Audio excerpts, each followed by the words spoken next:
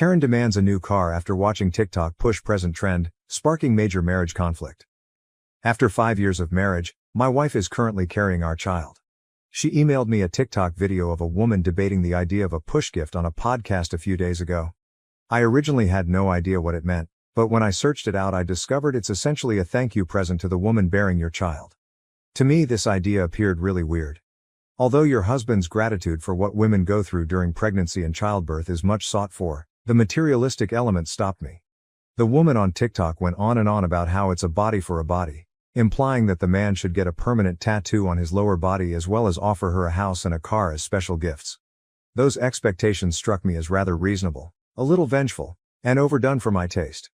Couples make the united decision to bring a child into the world.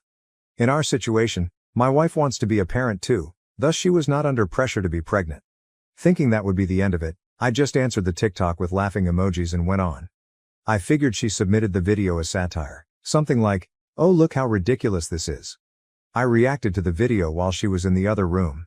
She came to me saying she wanted me to tap into my own resources to acquire a car specifically for her, even though she does not anticipate a tattoo or an elite house. Almost startled, I looked at her and started giggling. Though I knew I was mistaken, my wife and I agreed on how foolish individuals sometimes are. I prodded her to find out whether she was really serious. She grew really agitated and stated she indeed wanted a real push present. Her gift is, I reminded her, the realization of a healthy baby and parenting itself. Materially speaking, I'll probably send her a Mother's Day card, a day off, some jewelry she likes under $700, but nothing more. I pointed out that our automobile, not only hers, will be hers if she truly wants an extra car. She argued it was insufficient given what she would go through. She persisted and inquired as to whether I felt she was unworthy. She is worthy as my partner and the mother of my child, but she also has to be reasonable and realize that neither of us is personally deserving of what she is requesting. She needs to control her expectations, I remarked, since I don't see why she feels qualified for that. It came out wrong, but I meant not to discount her personally. She is crying about the argument right now and is not talking to me. I heard her on the phone berating me to her sister. But under no circumstances would I ever think of giving her a car. She's hurting right now, so I feel guilty. Yet I'm not evil for giving her a reality check. My push present was sushi soon after the birth of the small one. I couldn't have any and really craved sushi all during my pregnancy. Not that jerk. I'm expecting and my spouse is going to present me with birthstone jewelry. I'm also giving him a watch with an engraving. Those TikTok videos ruin relationships totally. Once she wouldn't create her brother-in-law a boo basket for Halloween, my sister-in-law almost left my brother-in-law. Why women need relationship advice from TikTok is beyond me. Relationships are being destroyed at frightening speed on social media. Now to the next story, story 2. Ex-wife who cheated and abandoned her family shows up years later, with another man's child, begging for a second chance. What should I do? Some background here, I, 37 male, and Angela, 36, my ex-wife, had met in our mid-20s. We met when I was about 24 and we were employed by the same company. We were married after 2 years of dating, and 3 years into our marriage we had 2 kids, now 9 and 7 years old. Though I had told her it would be good with me if she did, I didn't want to put her through anything she didn't want, hence the second pregnancy was unexpected and she wasn't happy about it. She didn't kill it either. Things were still wonderful between us and we were as in love as we could have following our first daughter. After the second pregnancy though, that changed. She started to get rather irritated, sullen, and started to pick on our eldest or me consistently.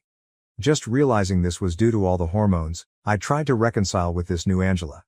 After some time, we believed this would change. Instead, things just became worse. Around her, my daughter and I learnt to walk on eggshells. She was supposed to be a stay-at-home mom, but I was running everything. After our first child, she had quit her job of her own volition and done all the housework along with looking after our eldest while I worked till she fell pregnant for the second time. She claimed she was too weary to take care of our children and the house, hence we had to get a maid while she was pregnant. I consented, even though it was only somewhat outside our means since at the time I wasn't making enough. Especially considering Angela's pregnancy, I wanted not to trouble her too much.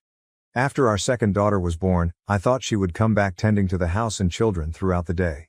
Let me also state clearly that I was not among those men who neglected household chores. Though I was tired from working, I did anything I could to help out after returning from my job. I assumed she would take some time to heal after she delivered our younger daughter, but then we would go back to our regular life. Still, several months passed and she showed no change. She refused to help out around the house and stayed exactly as angry and agitated.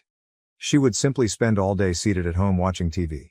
She hardly engaged in any activities with the children either.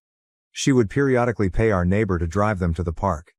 Though I wouldn't want to come across as hostile, I did feel that way as I was working day and night while she wouldn't even do the minimum at home.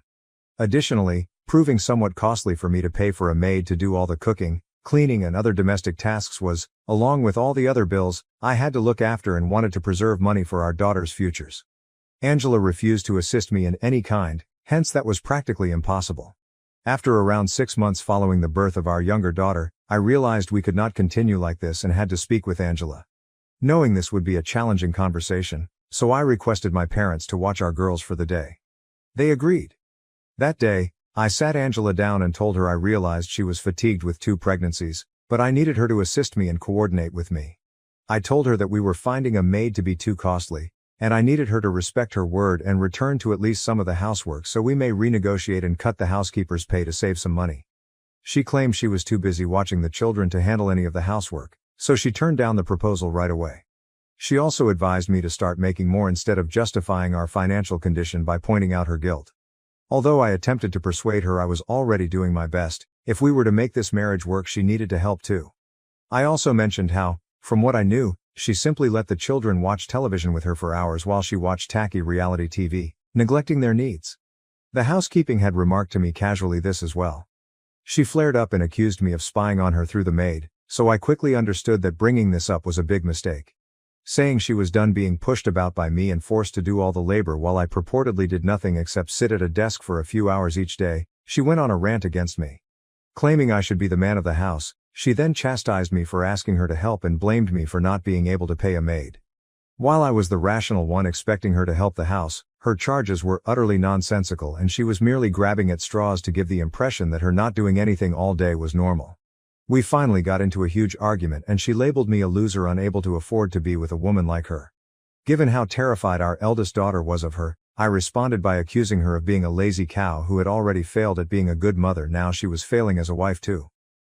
That comment definitely spoke to her, and she pushed me hard. I stumbled, fell back on the coffee table, broke the glass and hurt myself. I had to get hurried to the ER. She continued to apologize and weep all through, but fortunately my back was only mildly injured. She had to move out. I told her I no longer trusted her. Around the children, I couldn't trust her either as I had no idea when she could lose her fury once more and damage them as well. While Angela was still living, I urged our parents to look after our daughters. She kept protesting for a week, pledging she would never let something like that happen once more, but I couldn't believe her. She begged me to give her another chance. I almost filed for divorce. By the conclusion of the week, we decided she would receive therapy and go live with her parents for some period. I would let her move back in with us only once she had been vetted by a medical professional. She was willing to work on it and improve, thus clearly something was quite wrong with her since happy individuals do not act that way. I also wanted my girls to have their mother, hence I chose not to divorce her just yet and give our marriage another go. While we were living apart, we also began marriage counseling. But, ultimately it proved to be ineffective. She turned out to be cheating on me. Angela was living with her folks when my parents came in to help with my girls. We attended weekly marriage counseling sessions and for some time things looked to be improving. Her therapist contacted me as well. She informed me she had postpartum depression but was improving. Anger problems had been one of her symptoms. She had never had them before, but they became very out of hand when she pushed me. For both of us, that woke us awake. This continued for about a year and around 6 months in there I even let her visit our girls under my direction. It delighted me to watch her gradually returning to her old self. At last, our circumstances seemed better and we could really make it work. She then abruptly quit showing up for our counseling appointments without giving any reason though. She stopped answering me as well, but given her therapist kept me informed, I knew she was progressing. It did not make sense to me. I persisted in attempting to talk to her for weeks, but she would simply blow me off claiming she needed some alone time. At last, after almost 3 months of her avoiding me, I paid her a visit at her parents' house. Her parents disliked me and blamed me for her actions, thus I hadn't done that previously. They thought I was the one who had driven their daughter insane and produced such behavior. Angela had advised me it would be better if I skipped seeing her while she was living with them since it would simply cause more drama, the last thing we wanted. She had been acting aloof and skipping counseling appointments, hence I disregarded that guideline and paid them nevertheless. She seemed indifferent even when she did sporadically come up, and I simply could not understand it. She insisted everything was good whether I tried personally speaking with her, on the phone, or even by text. But her behavior made it abundantly evident she was hiding something from me. When I arrived at her parents' place, I thought she would be there but she wasn't. Her parents slammed the door in my face when I asked where she was and said they were not permitted to tell me. I had a nasty feeling about it since I could tell they were loving the circumstances. So, standing before their house, I made the decision to phone Angela. My paranoia was developing as I tried phoning her several times but she didn't answer. Desperate, I resolved to try to go inside myself by slipping around the house. Knowing her parents typically kept the kitchen door open, I headed around to the backyard. But I didn't have to travel that far since Angela was seated on a swing in the backyard. The bad news was that she was making out with a man I didn't know, not alone. Because that was the most terrible event of my life, that instant is etched in my head. The man went away as soon as he noticed me, and by the time Angela looked around I was already headed back to my car. I was in total shock, hence she caught up with me and tried to stop me but I was not hearing anything she was saying. I shook her off and warned her not to touch me when she tried to grab me. She neglected, thus I got in my automobile and headed home. I told my parents I wanted them to hire a lawyer for me and blocked Angela everywhere as soon as I got home so she wouldn't have an opportunity to explain. When I paid Angela's parents a visit, I told them of what I had recently seen. She never contacted me once again until we had to visit the court-appointed mediator for our divorce settlement. By then I had essentially become a robot, totally shut off emotionally but driven only for the benefit of my girls. Even when I learned Angela was entering her parental rights, I felt nothing. She had decided she wanted to be with the guy, let's call him Sean, who I saw her with instead of with us. He was her friend from childhood. Although they had drifted apart during high school, they got back together when she moved back home with her parents. Apparently she had developed feelings for him. Her parents apparently encouraged this, hence it's likely why they didn't object to her kissing him in their backyard even though she is a married woman with 2 kids. Apparently, they had always wanted her to wind up with Sean, and they were glad Angela was at last choosing herself and her own happiness, as if she had ever been capable of doing anything other than that. She wanted to qualify for alimony, hence the divorce was a protracted procedure even though she had been cheating on me. Though it took some time, my attorney and I battled valiantly to ensure she received nothing in the divorce. Since I had been the one paying for everything while she watched TV at home, it was all rightly mine. The divorce was finalized 5 years ago, and we were successful in ensuring she left empty-handed. Though I knew I couldn't break since I had to look after my girls, who had nobody but me, the months I spent handling the divorce were some of the toughest periods I had. I can never enough thank my parents for being there for me when I balanced job and childcare. They are quite helpful and supportive. 5 years have gone by, and although at first the divorce seemed like the worst thing that could happen to me, I am glad for it today. Had I not chosen to leave Angela, I do not see myself where I am right now. Since then, life has given me good treatment. In every sense, I am in a far better place. We moved into a larger house since I make more now and I have no more responsibility for anyone except my girls. Although they live nearby, my parents only pay occasional visits. My daughters are as delighted as could be, and I have friends that love me. All a man needs is that. I am so grateful to the universe that everything is working for me. At least, it was until Angela reappeared a few days ago. The doorbell rang when the children were at school and I was ready to head off to work. Angela was outside standing with a boy less than 3 or 4 years old at her side. This has to be Angela's son, I knew. Her standing at my door startled me, and I was still processing it when she started crying. She came here, she informed me, to atone and right things with me. She declared she was at last ready to be a family once more and offer our marriage another shot. She was returning after all these years, eager to give our marriage another try as if it were up to her to make that choice.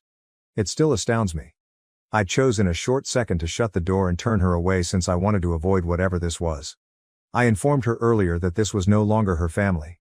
The day she broke off contact with Sean, I had stopped being her husband. She had given up custody of her daughter, hence she had no right to speak to us as her family. The divorce was only a legal requirement. I closed the door after saying that and instructed her to go as I wanted her nowhere close to my property. Though I was very furious and could have cursed her as well, I held back since the small child made me hesitate. For a few minutes after I closed her out, I could hear her crying outside my door. I chose to ignore it. I headed off to work once I confirmed the coast was free. I tried very hard not to think about it as I couldn't afford to let it happen and it would only sap my will. I nearly forgot that Angela had even shown up at my house, but as soon as I got back from work, my parents called me asking why I had sent her away. Angela had been heartbroken, they told me, having contacted them following my closing of the door on her.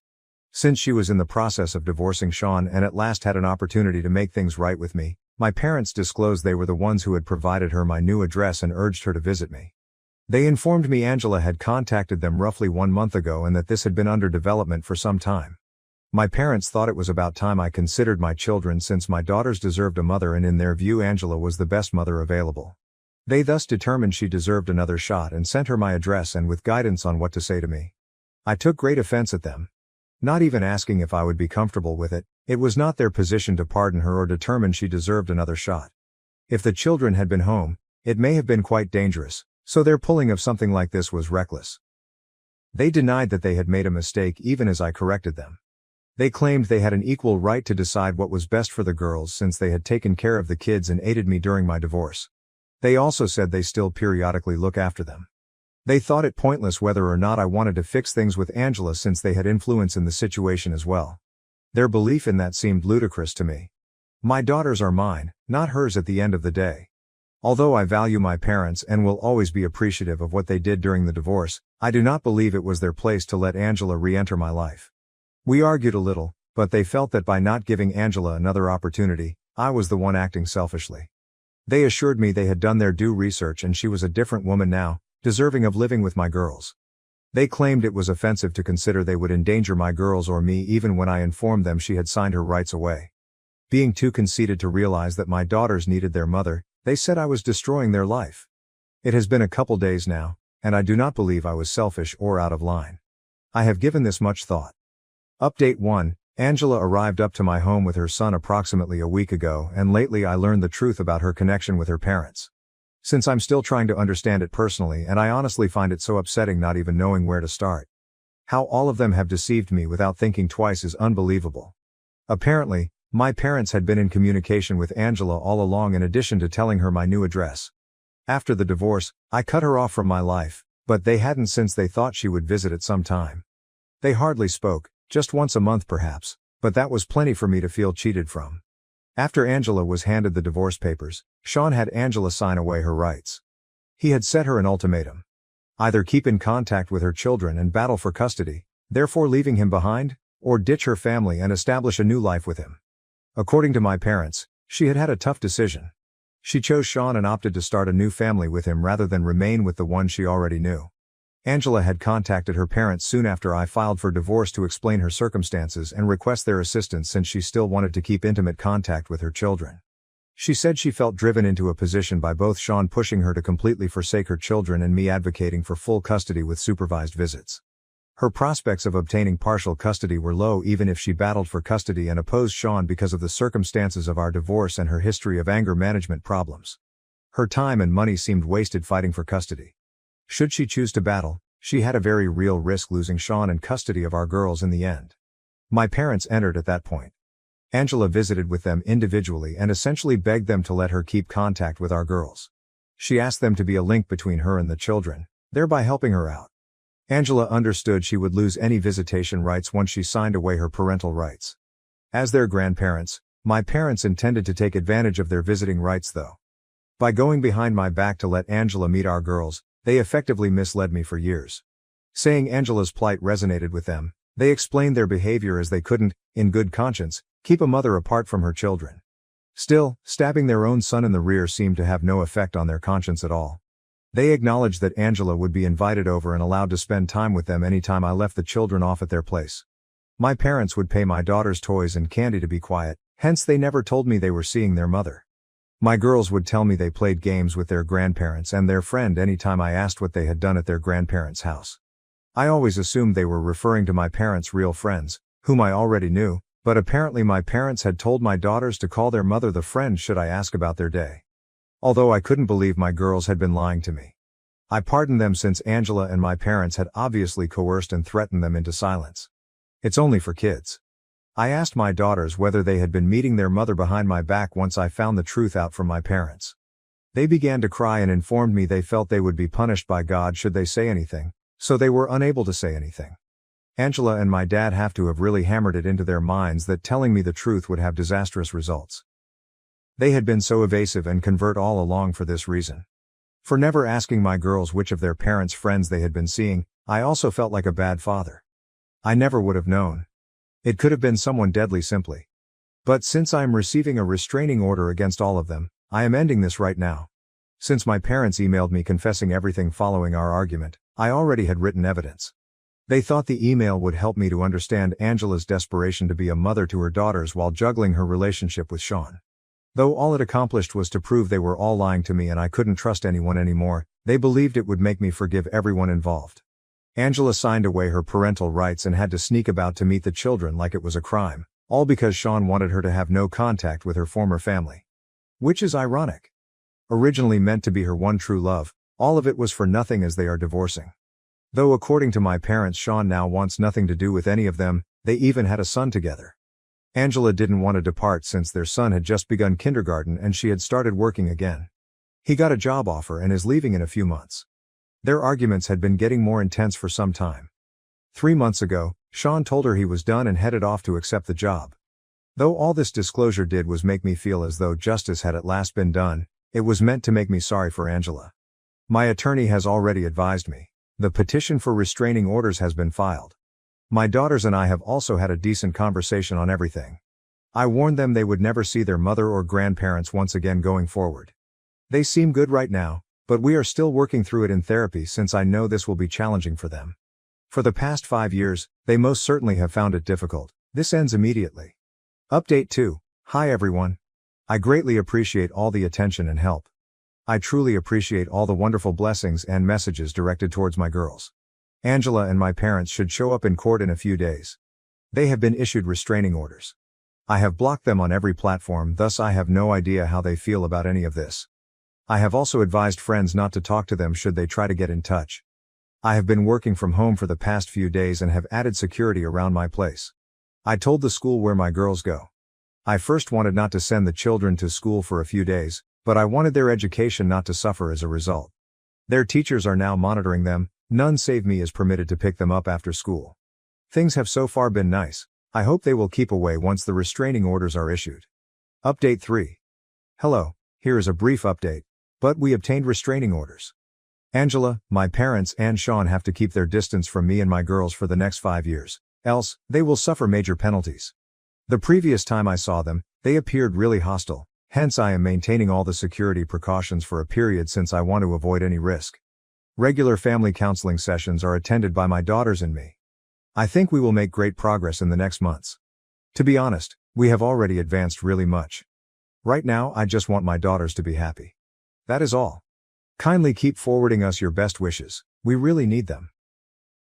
Thank you for watching. If you haven't subscribed yet, please do so and hit the notification bell to stay updated with more shocking real-life stories happening around you.